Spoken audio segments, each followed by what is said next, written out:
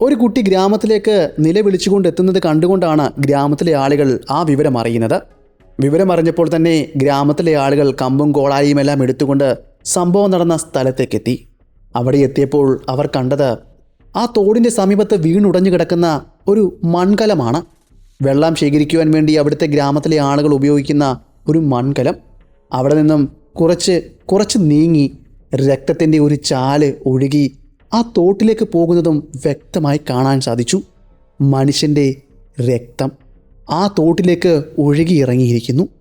അത്രയും ക്രൂരമായ പ്രവൃത്തി അവിടെ നടന്നെങ്കിൽ മാത്രമല്ലേ അത് സാധിക്കുകയുള്ളൂ. അതിൻ്റെ അരികിലേക്കെത്തിയ ആളുകൾക്ക് ആ കാഴ്ച ഒന്ന് കണ്ടു നിൽക്കുവാൻ പോലും സാധിക്കുന്നുണ്ടായിരുന്നില്ല. ഒരു മാംസം കൂമ്പാരത്തിൽ നിന്നും രക്തം ഒഴുകിയ ആ തോട്ടിലേക്ക് ഇറങ്ങുന്ന കാഴ്ച അതിഭീകരമാണല്ലേ. ആരുടെ ശരീരമാണെന്നോ മനുഷ്യൻ തന്നെയാണോ എന്ന് പോലും തിരിച്ചറിയുവാൻ കഴിയാത്ത രീതിയിൽ വികൃതമായായിരുന്നു ആ ശരീരം അവിടെ കിടന്നിരുന്നത്. മാംസത്തിൻ്റെ ഒരു കൂന പോലെ. പൊട്ടാത്ത എല്ലും കഷ്ണങ്ങളൊന്നും തന്നെ ഉണ്ടായിരുന്നില്ല. മനുഷ്യൻ്റേതെന്ന് തിരിച്ചറിയുന്ന തലയോടുകൾ പോലും ചവിട്ടി അരയ്ക്കപ്പെട്ട അവസ്ഥയിലായിരുന്നു.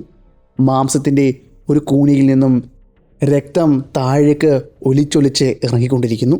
ഒരു മലയുടെ മുകളിൽ നിന്നും വെള്ളച്ചാട്ടം എങ്ങനെയാണോ വന്നുകൊണ്ടിരിക്കുന്നത് അതുപോലെ തന്നെയായിരുന്നു അതിൽ നിന്നും രക്തവും ഒലിച്ചിറങ്ങിക്കൊണ്ടിരുന്നത്. നമ്മളിന്ന് പറയുവാൻ പോകുന്നത് ഋഷികേശിലെ ഒരു കൊലപാതകി ആനയുടെ കഥയാണ്. മനുഷ്യനെ അതിക്രൂരമായി കൊലപ്പെടുത്തിയ ഒരു കൊലപാതകിയായ ആനയുടെ കഥ. സൈക്കോ ആയ ഒരു ആനയുടെ കഥ. ഇതൊരിക്കലും നിങ്ങൾക്ക് കേട്ടിരിക്കുവാൻ കഴിയുമോ എന്നെനിക്കറിയില്ല. അത്രയ്ക്കും ക്രൂരമായിട്ടാണ് ഓരോ ആളുകളെയും ആന കൊലപ്പെടുത്തിയിരുന്നത്. അതിൻ്റെ ആഴം എത്രയാണെന്ന് കഥയുടെ തുടക്കത്തിൽ തന്നെ നിങ്ങൾക്ക് മനസ്സിലായി കാണുമല്ലോ. ഇനിയും നമ്മൾ അങ്ങോട്ട് പറയുവാൻ പോകുന്ന ഈ കഥയിലെ കൊലപാതകങ്ങൾ അത്രയും നടന്നിരിക്കുന്നത് ഇതിലും ക്രൂരമായിട്ടാണ്. നമ്മൾ ഇന്ന് പറയുവാൻ പോകുന്നത് ഓപ്പറേഷൻ ടസ്കറിനെ കുറിച്ചാണ്. ഋഷികേശിലെ ഫോറസ്റ്റ് ഉദ്യോഗസ്ഥർ നടത്തിയ ഒരു ഓപ്പറേഷൻ്റെ കഥയാണ് നമ്മൾ ഇനിയും പറയുവാൻ പോകുന്നത്. ഋഷികേശിലെ കൊലപാതകിയായ സൈക്കോ ആനയെ പിടിക്കുവാൻ നടത്തിയ ഓപ്പറേഷൻ ടസ്കറിൻ്റെ കഥ. നിങ്ങൾ ആദ്യമായിട്ടാണ് നമ്മുടെ ചാനലിലെ കഥകൾ കേൾക്കുന്നതെങ്കിൽ നമ്മൾ ഇതുപോലുള്ള കഥകളാണ് ചെയ്തുകൊണ്ടിരിക്കുന്നത്. നിങ്ങൾക്ക് കഥകൾ ഇഷ്ടമാണെങ്കിൽ ചാനലൊന്ന് സബ്സ്ക്രൈബ് ചെയ്ത് വെക്കുക. നിങ്ങളുടെ അഭിപ്രായങ്ങൾ കമൻറ്റായി രേഖപ്പെടുത്തുക. പിന്നെ ഹൈപ്പ് ചെയ്യുവാനും മറക്കല്ലേ. ഇനി കൂടുതൽ കാര്യങ്ങൾ പറഞ്ഞ് നിങ്ങളെ മുഷിപ്പിക്കുന്നില്ല. നമുക്കിനിയും നേരെ കഥയിലേക്ക് പോകാം. Welcome back to sniper school കഥകളിലൂടെ.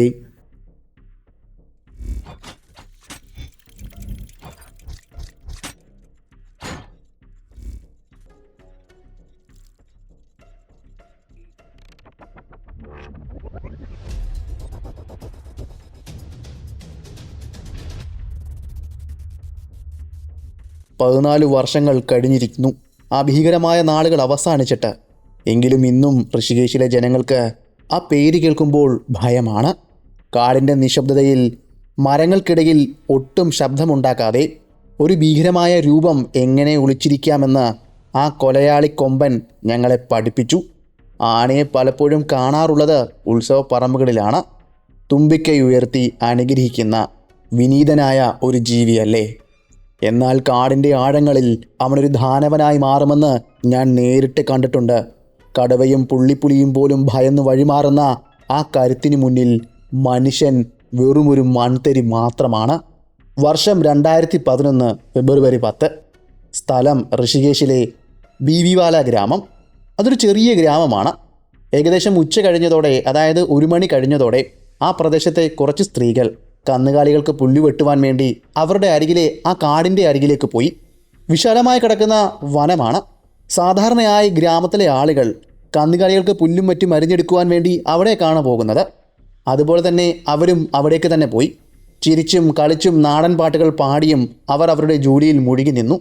കാടിനോട് ചേർന്ന് ജീവിക്കുന്നവരാണ്. അതുകൊണ്ട് തന്നെ വന്യമൃഗങ്ങൾ അവർക്കൊരു പുത്തരിയൊന്നുമല്ല. എന്നാൽ അവരറിഞ്ഞിരുന്നില്ല മരണം അവർക്ക് തൊട്ടു മുന്നിൽ കാത്തിരിക്കുകയാണെന്ന്. അങ്ങനെ പുല്ലുവെട്ടുന്ന സ്ത്രീകൾ നിന്ന സ്ഥലത്തു നിന്നും കൃത്യമായി പറഞ്ഞാൽ 200-300 മീറ്റർ അകലെയാണ് ആ കൊലകൊമ്പൻ ചില്ലുകൾ ഇരിഞ്ഞൊടിച്ചുകൊണ്ട് ഭക്ഷിച്ചുകൊണ്ടിരുന്നത്. സ്ത്രീകളുടെ സംസാരവും പാട്ടും എല്ലാം കേട്ടപ്പോൾ അവൻ്റെ ശാന്തത വെടിഞ്ഞു. ആനകൾക്ക് മണക്കുവാനും കേൾക്കുവാനുമുള്ള കഴിവ് അപാരം തന്നെയാണ് അല്ലേ. ആ ശബ്ദം കേട്ടപ്പോൾ കൃത്യമായി ദിശ മനസ്സിലാക്കുകയും ആന അവർക്ക് നേരെ നടന്നു പോകുകയും ചെയ്തു. അവൻ നടന്ന് അവരുടെ അരികിലേക്ക് എത്തിയത് തികഞ്ഞ നിശബ്ദതയിലായിരുന്നു. അതുകൊണ്ട് തന്നെ ആയിരിക്കണം ആ സ്ത്രീകളുടെ സംസാരത്തിലും അവരുടെ പാട്ടുകൾക്കുമിടയിൽ ആന നടന്നു വരുന്നതിൻ്റെ ശബ്ദം അവർ കേൾക്കാതിരുന്നത്. കൃത്യമായി അവരുടെ അരികിലേക്ക് ആന നടന്നെത്തി. പെട്ടെന്ന് ഒരു സ്ത്രീ ആനയെ കണ്ടു. അവൾ ഉച്ചത്തിൽ നിലവിളിച്ചു. കാരണം അവൾക്ക് മനസ്സിലായി അത് തങ്ങളെ കൊല്ലുവാൻ വരുന്ന കൊലയാളി ആനയാണെന്ന്. ബാക്കിയുള്ളവരും ആനയെ കാണുകയും അവർ വളരെ വേഗം അവരുടെ ഗ്രാമത്തിലേക്ക് ഓടുകയും ചെയ്തു. അതും നിലവിളിച്ചുകൊണ്ടാണ് ഓടുന്നത്. അവരുടെ കൂട്ടത്തിലുണ്ടായിരുന്ന സീതാദേവി എന്ന സ്ത്രീക്ക് അത്ര വേഗത്തിൽ ഓടുവാനൊന്നും കഴിഞ്ഞിരുന്നില്ല. എല്ലാവർക്കും പിന്നിലായി അവളുടെ ജീവൻ പണയം വെച്ചുകൊണ്ട് അവൾ ഓടി. ഓടുന്ന കൂട്ടത്തിൽ പരിഭ്രാന്തിയായി അവിടെ ഉണ്ടായിരുന്ന ഒരു മരത്തിൻ്റെ വേരിൽ തട്ടി അവൾ മറിഞ്ഞു വീണു. അവരൊന്ന് എഴുന്നേൽക്കുവാൻ തുടങ്ങുന്ന ആ സമയം കൊണ്ട് തന്നെ ആന ചാർജ് ചെയ്ത് ആ സ്ത്രീയുടെ അരികിലേക്ക് എത്തി. എഴുന്നേൽക്കാൻ ശ്രമിക്കുന്ന ആ സ്ത്രീയുടെ തലയിലേക്ക് തുമ്പിക്കൈ കൊണ്ട് ആന ചുഴറ്റിയടിച്ചു. അതോടുകൂടി അവർ വീണ്ടും നിലത്തേക്ക് കമന്നു വീണു. അങ്ങനെ വീണ് കിടന്ന അവരുടെ കാലിലേക്ക് ആന തൻ്റെ തുമ്പിക്കൈ കൊണ്ട് ചുറ്റിപ്പിടിക്കുകയും അവരെ വായുവിലേക്ക് ഉയർത്തി ഒന്ന് ചുഴറ്റി നിലത്തടിച്ചു. ആ നിമിഷം കൊണ്ട് തന്നെ സീതാദേവിയുടെ ജീവനും പോയി. പക്ഷേ ആ ആനയുടെ ഉള്ളിലെ ക്രോധം ശമിച്ചിരുന്നില്ല. അവൻ്റെ ദേഷ്യം തീരുവോളം ആന തൻ്റെ മുൻകാലുകളും പിൻകാലുകളും കൊണ്ട് ആ സീതാദേവിയുടെ ശരീരം ചവിട്ടി അരച്ചുകൊണ്ടിരുന്നു. കുറേ സമയം കഴിഞ്ഞതിന് ശേഷമാണ് വനംവകുപ്പ് ഉദ്യോഗസ്ഥർ വിവരമറിഞ്ഞതും അവർ സ്ഥലത്തെത്തിയതും. വനംവകുപ്പ് ഉദ്യോഗസ്ഥർ സ്ഥലത്തെത്തുമ്പോൾ ആന അവിടെ ഉണ്ടായിരുന്നില്ല. ആ സ്ത്രീയുടെ ശരീരം മാത്രമായിരുന്നു അവിടെ കിടന്നിരുന്നത്. തിരിച്ചറിയുവാൻ പോലും കഴിയാത്ത വിധം മണ്ണും മാംസവും തമ്മിൽ ചേർന്ന് ആകെ തകർന്നു പോയ അവസ്ഥയിലായിരുന്നു ആ ശരീരം അവിടെ കിടന്നിരുന്നത്. ചുരുക്കം പറഞ്ഞാൽ ആ ശരീരം ആരുടെയാണെന്ന് പോലും തിരിച്ചറിയുവാൻ കഴിയാത്ത വിധം അത്രയും വികൃതമാക്കിയിരുന്നു. അവിടേക്കെത്തിയ വനംവകുപ്പ് ഉദ്യോഗസ്ഥർ ഇതിന് പിന്നിലെ കാരണങ്ങൾ തേടിപ്പോയി. അപ്പോഴാണ് ആ ഭയപ്പെടുത്തുന്ന സത്യം അവർ മനസ്സിലാക്കിയത്. ആ കൊമ്പൻ മസ്ത് എന്ന അവസ്ഥയിലായിരുന്നുവെന്ന്. ഇതൊരു ഹോർമോൺ വ്യത്യാസമാണ്. സാധാരണ നിലയിൽ ഒരു കൊമ്പനാനയുടെ രക്തത്തിൽ ടെസ്റ്റോസ്റ്ററോണിൻ്റെ അളവ് 2 മുതൽ 3 നാനോഗ്രാം വരെ ആയിരിക്കും. മദപ്പാട് സമയത്ത് അത് 60 മുതൽ 100 മടങ്ങ് വരെ വർദ്ധിക്കും. ഈ അവസ്ഥയിൽ ആനയുടെ തലച്ചോറ് പൂർണ്ണമായും ആക്രമണവാസനയ്ക്ക് അടിമപ്പെടും. നേരിയ ശബ്ദം പോലും അവനെ പ്രകോപിപ്പിക്കും. പിന്നീട് ആനയുടെ ആക്രമണം ഉണ്ടാകുന്നത് മാർച്ച് 19-നാണ്. അതായത് ഹോളിയുടെ തലേ ദിവസം. ദലോലോ വനത്തിലേക്ക് കഞ്ചാവ് ചെടി പറിക്കുവാൻ പോയ യുവാക്കളെയായിരുന്നു അവൻ ആക്രമിച്ചത്. വനത്തിൻ്റെ ഉള്ളിലേക്ക് ഏകദേശം വൈകുന്നേരം ആയപ്പോഴേക്കുമായിരുന്നു അവർ കയറിയത്. ആ പ്രദേശങ്ങളിൽ കഞ്ചാവ് ചെടികൾ സാധാരണ കിളിക്കുന്നതാണ്. ആരും നെട്ടുവെക്കുന്നതോ അല്ലെങ്കിൽ കിളിപ്പിക്കുന്നതുമല്ല. സ്വാഭാവികമായി തന്നെ കിളിച്ചു വരുന്നതാണ് അവിടെ. അത് പറിക്കുവാൻ വേണ്ടി അത് തേടി വനത്തിനുള്ളിലേക്ക് പോയതായിരുന്നു അവർ. അങ്ങനെ അവർ തേടി ഉള്ളിലേക്ക് കുറച്ചു ദൂരം ചെന്നപ്പോഴേക്കും ആന ഇവരെ കണ്ടു. ഇവരുടെ ശബ്ദകോലാഹലം കേട്ടപ്പോൾ ആനയ്ക്ക് സ്വാഭാവികമായിട്ടും ദേഷ്യം വന്നു. കാരണം അത് മസ്ത് എന്ന അവസ്ഥയിലാണല്ലോ. അവൻ്റെ മുന്നിൽപ്പെടുന്ന ആളുകളെയെല്ലാം കൊല്ലുവാനുള്ള കൊലവെറിയിലാണല്ലോ. ശബ്ദമുണ്ടാക്കാതെ അവൻ പതിയെ ആ ശബ്ദം കേട്ട ദിശ ലക്ഷ്യമാക്കി നടന്നു. അങ്ങനെ സാവധാനം നടന്ന് വനത്തിൻ്റെ ഉള്ളിൽ കഞ്ചാവ് ചെടി പറിച്ചുകൊണ്ടിരിക്കുന്ന യുവാക്കളുടെ അരികിലേക്ക് എത്തിച്ചേർന്നു. ആന അവരുടെ തൊട്ടടുത്ത് എത്തിയപ്പോൾ മാത്രമാണ് ആ യുവാക്കൾ ആനയുടെ സാന്നിധ്യം മനസ്സിലാക്കിയത്. അപ്പോഴേക്കും അവരിൽ ഒരാളെ ആന തൻ്റെ തുമ്പിക്കൈ കൊണ്ട് ചുഴറ്റിയെടുത്തിരുന്നു. അവർക്ക് മുന്നിൽ വെച്ച് തന്നെ അവിടെ ഉണ്ടായിരുന്ന ഒരു വലിയ മരത്തിലേക്ക് വീശിയടിച്ചു. ഒരു തെങ്ങിൻ പൂക്കല നമ്മളൊരു മരത്തിലേക്ക് അടിക്കുമ്പോൾ എങ്ങനെയാണോ അത് ചിതറുന്നത്, അതുപോലെ അവൻ്റെ ശരീരത്തിൽ നിന്നും തലയിൽ നിന്നുമെല്ലാം രക്തം ചീറ്റി. ജീവൻ പോയി എന്ന് മനസ്സിലാക്കിയപ്പോൾ ചുഴറ്റി ആന അവനെ ഒന്നുകൂടി നിലത്തടിച്ച് ദൂരേക്ക് വലിച്ചെറിഞ്ഞു. അതിനുശേഷം ബാക്കിയുള്ളവരെ ലക്ഷ്യം വെച്ച് ആന വീണ്ടും അവരെ പിടിക്കുവാൻ വേണ്ടി ചാർജ് ചെയ്തോടി. സ്വയരക്ഷാർത്ഥമോ അല്ലെങ്കിൽ അവരുടെ കയ്യിൽ നിന്നും അവരുടെ കയ്യിലുണ്ടായിരുന്ന ഒരു തോർത്ത് നിലത്തേക്ക് വീണു. വെള്ള നിറമുള്ള ഒരു തോർത്തായിരുന്നു അത്. അത് നിലത്ത് വീണതും ആനയുടെ ശ്രദ്ധ പെട്ടെന്ന് അതിലേക്ക് പോയി. ആ തോർത്ത് കിടന്ന സ്ഥലത്തേക്ക് ചെല്ലുകയും ആനയുടെ രോക്ഷം മൊത്തം ആ തോർത്തിൽ കാണിക്കുകയും ചെയ്തു. നിലത്തിട്ട് തൻ്റെ മുൻകാലുകൾ കൊണ്ടും പിൻകാലുകൾ കൊണ്ടും ആ തോർത്ത് ചവിട്ടി അരച്ചു. ആ സമയം കൊണ്ട് ബാക്കിയുള്ളവർ അവിടെ നിന്നും എങ്ങോട്ടെന്നില്ലാതെ ഓടി രക്ഷപ്പെട്ടു. അതോടുകൂടി അവർക്ക് ഒരു കാര്യം മനസ്സിലായി. ഈ ആനയുടെ കയ്യിൽ നിന്നും രക്ഷപ്പെട്ട് ഓടുവാൻ ഒരു മാർഗമുണ്ട്. ഇവൻ പുറവിന് വരുമ്പോൾ ഇവൻ്റെ മുന്നിലേക്ക് ഒരു തുണി വലിച്ചെറിഞ്ഞു കൊടുത്താൽ മതി. അവൻ്റെ ശ്രദ്ധ ആ തുണിയിലേക്ക് പോകും. അപ്പോൾ അവൻ്റെ കയ്യിൽ നിന്നും ഓടി രക്ഷപ്പെടുവാൻ സാധിക്കുമെന്ന്. പിന്നെ ആനയുടെ ആക്രമണം ഉണ്ടാകുന്നത് മെയ് 10-നാണ്. ഋഷികേശിനടുത്തുള്ള ഡെറാഡോ റോഡിലൂടെ ഒരു വൃദ്ധൻ നടന്നു പോകുകയായിരുന്നു. ആ വൃദ്ധന് നേരെയാണ് ആനയുടെ ആക്രമണം ഉണ്ടായത്. അയാളുടെ പേര് ദിനേശൻ എന്നായിരുന്നു. അന്നാണ് ശരിക്കും അവിടുത്തെ നാട്ടുകാർ ആനയ്ക്ക് 40 കിലോമീറ്റർ വേഗത്തിൽ ഓടാൻ കഴിയുമെന്ന് തിരിച്ചറിഞ്ഞത്. ആനയുടെ സാന്നിധ്യം മനസ്സിലായപ്പോൾ തന്നെ ആ വൃദ്ധൻ തിരിഞ്ഞോടിയതാണ്. അയാൾ എത്ര വേഗത്തിൽ ഓടിയിട്ടും അയാൾക്ക് പിന്നാലെ ആന അതിനേക്കാൾ വേഗത്തിൽ ചാർജ് ചെയ്ത് ഓടി വരികയും അയാളുടെ കാലിലേക്ക് തുമ്പിക്കൈ കൊണ്ട് ചുഴറ്റിയെടുത്ത് ദൂരേക്ക് വലിച്ചെറിയുകയുമാണ് ചെയ്തത്.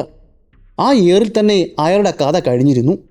എങ്കിലും ആനയുടെ രോക്ഷം അടങ്ങിയിരുന്നില്ല.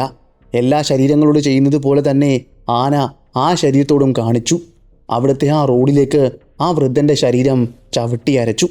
അതോടുകൂടി ആ ഗ്രാമത്തിലെ ആളുകൾക്ക് ഒരു കാര്യം മനസ്സിലായി: ഈ കൊലകൊമ്പൻ്റെ മുന്നിൽ പെട്ടുകഴിഞ്ഞാൽ മരണമുറപ്പാണ്.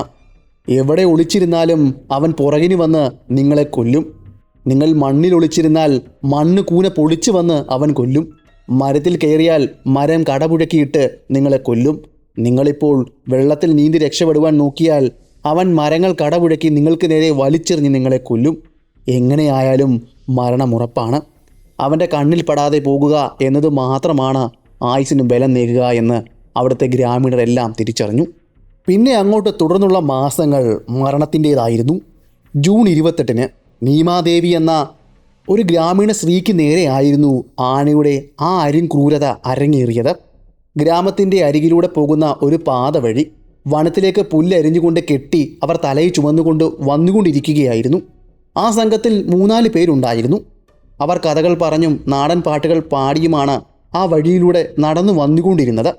അങ്ങനെ ചിരിച്ചും സന്തോഷിച്ചും കഥകൾ പറഞ്ഞും നടന്നു വന്നുകൊണ്ടിരുന്നപ്പോൾ അവർ ആരും അറിഞ്ഞിരുന്നില്ല അവർ വരുന്ന വഴിയിൽ അവരെ കാത്ത് മരണം ഒളിച്ചിരിക്കുകയാണ് എന്ന്. തൊട്ടടുത്തെത്തിയപ്പോൾ മാത്രമാണ് ആനയുടെ രൂപം തന്നെ അവർക്ക് കാണുവാൻ കഴിഞ്ഞത്. അപ്പോഴേക്കും എല്ലാം കഴിഞ്ഞിരുന്നു. വളവ് തിരിയുമ്പോൾ ഉണ്ടായിരുന്ന ഒരു കുറ്റിക്കാടിൻ്റെ മറവിൽ ആന തികഞ്ഞ നിശബ്ദതയോടെ ക്ഷമയോടെ മറഞ്ഞിരിക്കുകയായിരുന്നു. അതിൻ്റെ തൊട്ടരികിലേക്ക് എത്തിയപ്പോൾ ആന ഒരു ചീറ്റലോടെ ആ കുറ്റിക്കാടിൻ്റെയും മരത്തിൻ്റെയും പിന്നിൽ നിന്നും റോഡിലേക്ക് വന്നു. അക്ഷരാർത്ഥത്തിൽ അവിടെ ഉണ്ടായിരുന്നവരെല്ലാം ഞെട്ടിപ്പോയി. ഒരു നിമിഷത്തേക്ക് എന്താണ് ചെയ്യേണ്ടതെന്ന് പോലും അവർക്ക് മനസ്സിലാകുന്നുണ്ടായിരുന്നില്ല. ഫ്രീസായി പോയ അവസ്ഥയിലായിരുന്നു. ആ ഒരു നിമിഷം മാത്രം മതിയായിരുന്നു ആനയ്ക്ക്. നീമാദേവിയെ അവൻ തുമ്പിക്കൈ കൊണ്ട് അടിച്ച് നിലത്തേക്കിട്ടു. പുൽക്കെട്ടുകളും അവരുടെ വാക്കത്തിയും ദൂരേക്ക് തെറിച്ചു വീണു. ആ സമയം കൊണ്ട് ബാക്കിയുള്ളവർ പുല്ലുകൾ ആനയുടെ നേരെ വലിച്ചെറിഞ്ഞ് അവർ എങ്ങോട്ടെന്നില്ലാതെ വനങ്ങളിലേക്ക് ഓടി രക്ഷപ്പെട്ടു. ആന അവർക്ക് പിന്നാലെ ചാർജ് ചെയ്തു പോകുവാൻ മെനക്കെട്ടില്ല. കാരണം അവൻ്റെ ഇര അവൻ്റെ തൊട്ടു മുന്നിൽ നിരത്ത് വീണ് കിടക്കുകയാണ്. അവർക്കൊന്ന് ചലിക്കുവാൻ പോലും കഴിയുന്നില്ല. അവർ മലന്നാണ് കിടക്കുന്നത്.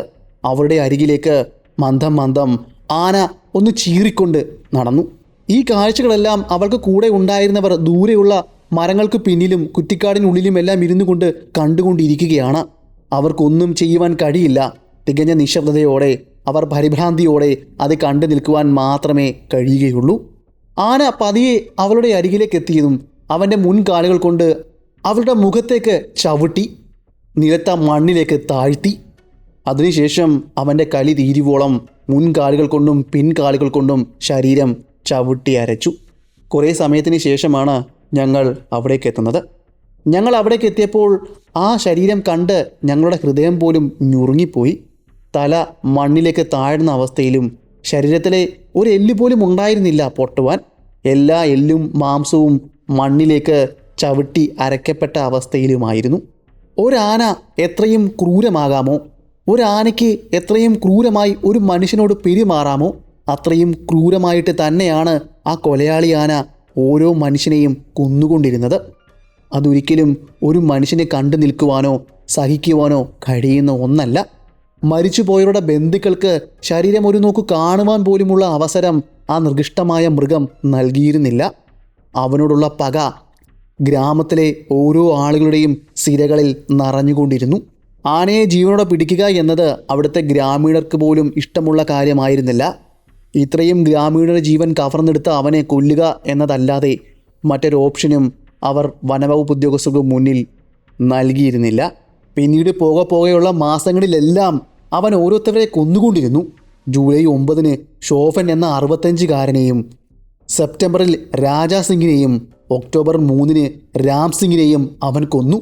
രാം സിംഗിനെ അവൻ കൊന്നത് അവൻ വായുവിലേക്ക് ഉയർത്തി മരത്തിലടിച്ചാണ്. ഓരോ കൊലപാതകവും പരിശോധിക്കുമ്പോൾ മനസ്സിലാകുന്നത് ഓരോ കൊലപാതകവും അവൻ നടത്തുന്നത് അതിക്രൂരമായി തന്നെയാണെന്നാണ്. ആദ്യം കൊന്ന കൊലപാതകം പോലെ ആയിരിക്കില്ല ഏറ്റവും അവസാനം കൊന്നത്. അത് അതിക്രൂരമായിട്ടാണ്. പിന്നീട് നവംബർ 7 രാത്രിയിൽ ഒരു 7:30 ആയപ്പോഴാണ് മറ്റൊരു സംഭവം അരങ്ങേറിയത്. ദയാൽ റാവത്തും അയാളുടെ സുഹൃത്ത് പൂരനും ബൈക്കിൽ പോകുമ്പോഴാണ് ഈ സംഭവം നടന്നത്. നമ്മൾ മുന്നേ പറഞ്ഞതുപോലെ തന്നെ കൊലയാളി ആന ഇരുട്ടിൽ മറഞ്ഞിരിക്കുകയായിരുന്നു. അവർ ഇരുവരും ബൈക്കിൽ റോഡിലൂടെ പോകുമ്പോഴാണ് ഇരുട്ടിൽ നിന്നും ഒരു നിഴൽ പോലെ ആന ചീറിക്കൊണ്ട് റോഡിന് മുന്നിലേക്ക് ചാടി നിന്നത്. ആ കാഴ്ച കണ്ടപ്പോൾ തന്നെ പൂരൻ തൻ്റെ ബൈക്കിൻ്റെ ബ്രേക്ക് പിടിച്ചുവെങ്കിലും വേണ്ടത്ര രീതിയിൽ നിർത്തുവാനോ ബൈക്ക് അവിടുന്ന് തിരിച്ചെടുത്ത് കൊണ്ടുപോകുവാനോ സാധിച്ചില്ല. എങ്കിലും വളരെ വേഗം തന്നെ പൂരൻ ബൈക്ക് തിരിക്കുവാൻ ശ്രമിച്ചുവെങ്കിലും അവൻ്റെ വണ്ടിയുടെ ടയർ സ്ലിപ്പായി അവർ നിലത്തേക്ക് വീഴുകയും ചെയ്തു. ആ ഒരു സമയം കൊണ്ട് തന്നെ ആന, ആ കൊലപാതകിയായ കൊലകൊമ്പൻ, അവരുടെ അരികിലേക്ക് വളരെ വേഗം തന്നെ ചാർജ് ചെയ്തെടുത്തു. പിന്നെ പറയേണ്ടതില്ലല്ലോ, ദയാൽ റാവത്തിനെ ആന അങ്ങ് പിടികൂടി. അവനെ വായുവിലേക്ക് ചുഴറ്റി നിലത്തേക്ക് അടിച്ച് ചവിട്ടി അരച്ച് കുറച്ച് ഇറച്ചിത്തുണ്ട് മാത്രമാക്കി മാറ്റി അവൻ്റെ ശരീരം. പൂരൻ ഭാഗ്യം കൊണ്ട് ആ ഇരുട്ടിൽ ഒളിച്ചിരുന്നു കൊണ്ട് ആ രാക്ഷസൻ അവനെ കണ്ടില്ല. അതുകൊണ്ട് മാത്രം അവൻ്റെ ജീവൻ രക്ഷപ്പെട്ടു. ഇല്ലെങ്കിൽ ദയാൽ റാവത്തിനോടൊപ്പം അവനും മാംസപിണ്ഡമായി മാറിയേനെ. ഇനി ഇത് സഹിക്കുവാൻ കഴിയില്ല. വനവകുപ്പ് ഉദ്യോഗസ്ഥർക്ക് ഇരിക്കുവാൻ പറ്റാത്ത വിധത്തിൽ ഗ്രാമീണരുടെ പരാതി വന്നെത്തി. പലരും സമരം പോലും നടത്തുകയും ചെയ്തു. അവർക്ക് ഇവിടെ ജീവിക്കണം, അവരുടെ ഗ്രാമങ്ങൾ വിട്ടു പോകുവാൻ തയ്യാറല്ല, തങ്ങളുടെ ജീവൻ സംരക്ഷിക്കണം. പൊറുതിമുട്ടിയ വനവകുപ്പ് ഉദ്യോഗസ്ഥർ ഈ ആനയെ പിടിക്കുവാൻ തന്നെ തീരുമാനിച്ചു. ആനപിടുത്ത വിദഗ്ധനായ ദീപൻ കാലിത്തിനെയും പാപ്പാൻ രാവയെയും അവിടേക്ക് വിളിച്ചു വരുത്തി. അതുകൂടാഞ്ഞിട്ട് കോർബറ്റ് നാഷണൽ പാർക്കിൽ നിന്നും ഗോമതി, ഉഷ എന്നീ 2 ട്രെയിൻഡായിട്ടുള്ള കുങ്കിയാനകളെയും കൊണ്ടുവന്നു. പക്ഷേ ആ കൊലയാളിയായ കൊമ്പൻ നമ്മൾ വിചാരിച്ചതുപോലെ ആയിരുന്നതേയില്ല. അത്യധികം ബുദ്ധിശാലിയും തന്ത്രശാലിയുമായിരുന്നു.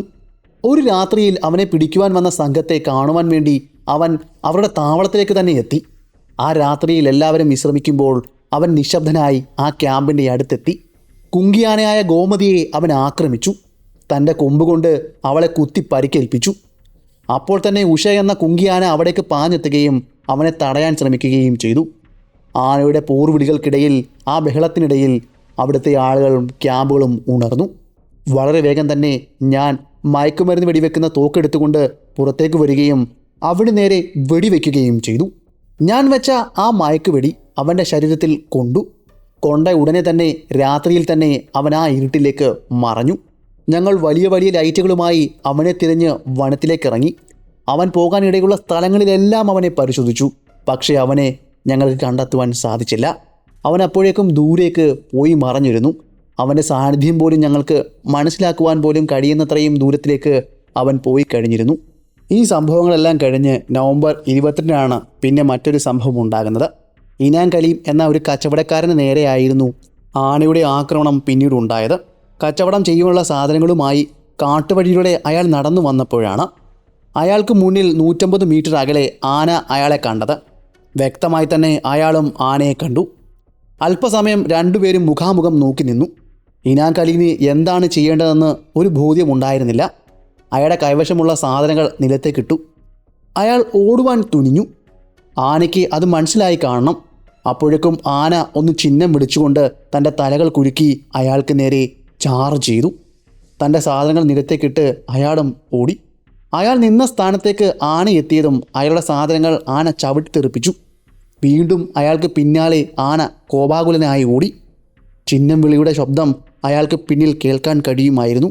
ആനയും അയാളും തമ്മിലുള്ള വ്യത്യാസം പെട്ടെന്ന് കുറയുന്നതായി അയാൾക്ക് മനസ്സിലായി. വളരെ വേഗമാണ് അയാൾക്ക് മുന്നിലൂടെ ഒഴുകുന്ന ഒരു തോട് കണ്ടത്. എത്രയും പെട്ടെന്ന് തന്നെ അയാൾ ആ തോട്ടിലേക്ക് എടുത്തു ചാടി. ആന അല്പസമയം അവിടെ നിന്നു. ഉയർന്ന സ്ഥലത്തു നിന്നുമായിരുന്നു ഇനാം കലീം താഴേക്ക് ചാടിയത്. ആനയ്ക്ക് അത്രയും ദൂരത്തു നിന്നും താഴേക്ക് ഇറങ്ങുവാൻ ഭയമായതുകൊണ്ട് തന്നെ അവൻ ചുറ്റുപാടും നിരീക്ഷിച്ചു. താഴ്ന്ന ഒരു പ്രദേശം കണ്ടെത്തുകയും ആന ആ തോട്ടിലേക്ക് ഇറങ്ങുകയും ചെയ്തു. പിന്നെ 200 മീറ്റർ എന്നത് വളരെ വേഗം 50 മീറ്ററായി ചുരുങ്ങി. ഇനിയും കുറച്ച് സമയം കൂടി അതുവഴി നീന്തിക്കഴിഞ്ഞാൽ വളരെ വേഗം തന്നെ ആന അവനെ ആ വെള്ളത്തിൽ മുക്കിക്കൊല്ലുമെന്ന് മനസ്സിലാക്കിയ ഇനാം കലീം വളരെ വേഗം ഒരു മരത്തിൻ്റെ വേരിൽ പിടിച്ചു. ഭാഗ്യം കൊണ്ട് മാത്രമാണ് ആ മരത്തിൻ്റെ വേര് അയാൾക്ക് കിട്ടിയത്. ആന അയാൾക്ക് അരികിലേക്ക് എത്തുന്നതിന് മുന്നേ തന്നെ അയാൾ ആ മരത്തിൻ്റെ വേരിൽ തൂങ്ങി മുകളിലേക്ക് കയറി കഴിഞ്ഞിരുന്നു. ആനയ്ക്ക് അയാളെ പിടിക്കുവാൻ പോലും കഴിഞ്ഞില്ല. അയാൾ റോഡിലേക്ക് ചെന്ന് അല്പസമയം അവിടെ നിന്ന് ആന മുന്നിലേക്ക് പോകുന്നത് കണ്ട ശേഷം അയാൾ തിരിഞ്ഞോടി. അതുകൊണ്ട് മാത്രം ഇനാ കരീമിൻ്റെ ജീവൻ അയാൾക്ക് രക്ഷിക്കുവാൻ സാധിച്ചു. എന്നാൽ ഈ സംഭവം കഴിഞ്ഞ് കൃത്യം 2 മണിക്കൂറുകൾക്ക് ശേഷം ഈ കൊലയാളിയായ ആന അവന് മുന്നിൽ അകപ്പെട്ട ഒരു സ്ത്രീയെ ചവിട്ടിക്കൊന്നു. അവളുടെ ശരീരം റിക്കവറി ചെയ്യുവാൻ പോയവർ കണ്ടത് അതീവ ക്രൂരമായി കൊലപ്പെടുത്തി ഒരു മനുഷ്യ ശരീരമാണെന്ന് പോലും തിരിച്ചറിയാൻ പറ്റാത്ത വിധത്തിലാക്കിയ ആ ശരീരമായിരുന്നു. ഓരോ കൊലപാതകങ്ങൾക്ക് ശേഷവും അവൻ്റെ ക്രൂരതയുടെ അളവും വ്യാപ്തിയും കൂടി വരുന്നതായി അവർ കണ്ടു. അങ്ങനെ ഞങ്ങൾ ആനയെ തിരഞ്ഞ് നടക്കുകയാണ്. അവനെ കണ്ടെത്താൻ പോയിട്ട് അവൻ്റെ അരികിൽ പോലും എത്തുവാൻ ഞങ്ങൾക്ക് ഇതുവരെയും കഴിഞ്ഞില്ല. കിട്ടിയ ഒരവസരം നഷ്ടമാകുകയും ചെയ്തു. ഞങ്ങളെല്ലാം തികഞ്ഞ നിരാശയിലായിരുന്നു. അങ്ങനെ ഒക്ടോബർ 2012 ജനുവരി 4 മറ്റൊരവസരം ഞങ്ങളെ തേടിയെത്തി. ഒരു വെൽവിഷർ പറഞ്ഞത് പ്രകാരം ഋഷികേശിലെ ഹെർബൽ ഗാർഡനിൽ അവനുണ്ട് എന്ന വിവരം ഞങ്ങൾക്ക് ലഭിച്ചു. ഞങ്ങളുടെ സംഘം അപ്പോൾ തന്നെ അവിടേക്ക് പുറപ്പെട്ടു. അവനെ വളഞ്ഞു. ഞങ്ങളെ കണ്ട ഉടനെ തന്നെ അവൻ ഞങ്ങളെ ആക്രമിക്കുവാൻ വേണ്ടി ചിഹ്നം വിളിച്ചുകൊണ്ട് മുന്നോട്ടാഞ്ഞു. ആ നിമിഷം ഡോക്ടർ പരാഗ് തൻ്റെ ട്രയാങ്കുലൈസർ ഉപയോഗിച്ച് വെടിവെച്ചു. കൃത്യസ്ഥാനത്ത് തന്നെയായിരുന്നു അദ്ദേഹത്തിൻ്റെ മയക്കുവെടി വന്നു കൊണ്ടത്. സാവധാനം അല്പമായി അവൻ മയക്കത്തിലേക്ക് പോകുകയാണെന്ന് ഞങ്ങൾക്ക് മനസ്സിലായി. ഞങ്ങളുടെ കുങ്കിയ ആനകളും അവനെ പ്രതിരോധിച്ചു കൊണ്ടിരുന്നു. കുറച്ച് സമയം കൂടി മുന്നിലേക്ക് പോയപ്പോൾ ആന അബോധാവസ്ഥയിലാകുകയും അവൻ മറിഞ്ഞു വീഴുകയും ചെയ്തു. അവൻ്റെ വീഴ്ചയിൽ ഭൂമിയൊന്ന് കുലുങ്ങിയതുപോലെ ഞങ്ങൾക്ക് തോന്നി. അപ്പോഴേക്കും വിവരങ്ങൾ അറിഞ്ഞ് നാട്ടുകാർ അവിടേക്ക് ഓടിക്കൂടി. അവരുടെ എല്ലാം ആഗ്രഹം ഈ ആനയെ കൊല്ലണം എന്ന് തന്നെയാണ്. അവനെ ജീവനോടെ ഇവിടെ നിന്ന് കൊണ്ടുപോകുവാൻ അവരാരും അനുവദിക്കില്ല എന്നും അവർ തന്നെ കൊല്ലുമെന്നുമെല്ലാം വലിയ വീരവാദങ്ങൾ അവിടെ മുഴങ്ങിക്കൊണ്ടിരുന്നു. കല്ലുകൾ പലതും ആനയുടെ ശരീരത്തിന് നേരെ വലിച്ചെറിയുന്നുമുണ്ടായിരുന്നു. അരുത് അരുത് എന്ന് ഞങ്ങൾ ഉച്ചത്തിൽ അലറി. പോലീസുകാരുടെയും വനോദ്യോഗസ്ഥരുടെയും സഹായത്തോടെ ഗ്രാമത്തിലെ ആളുകളെ അവിടെ നിന്നും വിരട്ടി ഓടിച്ചു. അവരുടെ പ്രകോപനത്തിനും കാരണമുണ്ടല്ലോ. അവരുടെ ഉറ്റവരെയും സുഹൃത്തുക്കളെയുമൊക്കെ ആയിരിക്കാം ഈ ആന അതിക്രൂരമായി കൊന്നു തള്ളിയത്. എങ്കിലും നമ്മുടെ നിയമങ്ങൾ ഈ ആനയെ കൊല്ലുവാൻ അനുവദിക്കുന്നില്ല. അതുകൊണ്ട് തന്നെ അവൻ്റെ ശൗര്യം കുറയ്ക്കുവാൻ വേണ്ടി ആനയുടെ മൂർച്ചയേറിയ കൂർത്ത കൊമ്പുകൾ ഞങ്ങൾ മുറിച്ചു മാറ്റി. എന്ന് വെച്ച് കഴിഞ്ഞാൽ കൊമ്പിൻ്റെ കൂർത്ത അഗ്രഭാഗം മുറിച്ചു മാറ്റി. അതിനുശേഷം JCBയുടെയും ക്രെയിൻ്റെയും സഹായത്തോടെ ആനയെ അവിടുന്ന് പൊക്കിയെടുത്ത് ഒരു വലിയ ലോറിയിലേക്ക് കയറ്റി. എന്നിട്ട് ഇവിടെ നിന്നും 30 കിലോമീറ്റർ അകലെയുള്ള ചില റേഞ്ചിലേക്ക് ഞങ്ങൾ കൊണ്ടുപോയി. അവിടെ ഒരു ഘോര വനമുണ്ട്. അവിടേക്ക് ആനയെ തുറന്നു വിടുകയും ചെയ്തു. ഈ കൊലയാളി കൊമ്പൻ സത്യത്തിൽ ഒരു ഇരയായിരുന്നു. ആനകൾ കാടിൻ്റെ ശില്പികളാണെന്ന് നിങ്ങൾക്കറിയാമല്ലോ. അവർ ഇടുന്ന പിണ്ടത്തിൽ നിന്നുമാണ് പുതിയ മരങ്ങൾ ജനിക്കുന്നത്. അവർക്ക് ഒരു വനത്തിൽ നിന്നും മറ്റൊരു വനത്തിലേക്ക് പോകുവാൻ കോറിഡോറുകൾ ആവശ്യമാണ്. രാജാജി നാഷണൽ പാർക്കിനും കോർബറ്റ് നാഷണൽ പാർക്കിനും ഇടയിൽ കിലോമീറ്ററോളം വീതിയുള്ള പാതകളുണ്ട്. അതിപ്പോൾ വെറും 1 കിലോമീറ്ററായി ചുരുങ്ങിയിരിക്കുന്നു. അവരുടെ വീടുകൾ മനുഷ്യൻ കൈയേറിയപ്പോൾ അവർക്കാണ് സഞ്ചരിക്കുവാൻ വഴിയില്ലാതായത്. നമ്മളുടെ സ്ഥലത്തേക്ക് അവർ എത്തുമ്പോൾ പടക്കമെറിഞ്ഞും തീപ്പന്തം കാണിച്ചും നമ്മൾ അവരെ ഉപദ്രവിക്കുന്നു. അപാര ഓർമ്മശക്തിയുള്ള ആനകൾ ആ ക്രൂരതകളൊന്നും മറക്കില്ല. ആ കൊലയാളി ആനയെ പിടികൂടിയെങ്കിലും ഇന്നും ഋഷികേശിലെ രാത്രികൾക്ക് പഴയ ശാന്തതയില്ല. 2012 ജൂണിലും മറ്റൊരു ആനയുടെ ആക്രമണമുണ്ടായി. അതിൽ 2 ദമ്പതികളാണ് കൊല്ലപ്പെട്ടത്. ഭൂമിയിലെ ആദ്യത്തെ അവകാശികൾ കാട്ടുമൃഗങ്ങളാണ്. നമ്മൾ അവരുടെ അതിരുകൾ ലംഘിക്കുമ്പോൾ പ്രകൃതി ഇതുപോലെ ഭീകരമായി പ്രതികരിക്കും എന്ന് മാത്രം. കാട് ഒരു വലിയ പുസ്തകമാണെങ്കിൽ ആനകൾ അതിലെ താളുകൾ മറിക്കുന്ന കാറ്റാണ്. ആ കാറ്റിൻ്റെ ദിശ നമ്മൾ മാറ്റുവാൻ ശ്രമിച്ചാൽ പുസ്തകം തന്നെ കീറിപ്പോയേക്കാം. നമ്മുടെ ഇന്നത്തെ കഥ ഇവിടം കൊണ്ട് അവസാനിക്കുകയാണ്. ഞാൻ ഇന്ന് പറഞ്ഞ ഈ ചെറിയ കഥ നിങ്ങൾക്ക് ഇഷ്ടമായെങ്കിൽ ചാനൽ ഒന്ന് സബ്സ്ക്രൈബ് ചെയ്യുക. പിന്നെ നിങ്ങളുടെ വിലയേറിയ അഭിപ്രായങ്ങൾ കമൻറ്റ് ചെയ്യുവാനും മറക്കല്ലേ. അപ്പോൾ പുതിയൊരു വീഡിയോയുമായി അടുത്ത ദിവസം വരുന്നതായിരിക്കും. അതുവരെ ഗുഡ് ബൈ.